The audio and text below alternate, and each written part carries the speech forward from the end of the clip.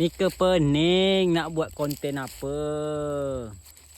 Ini saudara, mungkin banyak orang yang pernah berfikir, waktu dia ada duit, habis semua dia beli apa yang dia hendak. Semuanya habis dia beli apa yang dia hendak. Tapi saat duit tu habis, lek berapa jam aja dah ingat balik. Aku lupa beli ni. Padahal aku lama dah nak beli ni.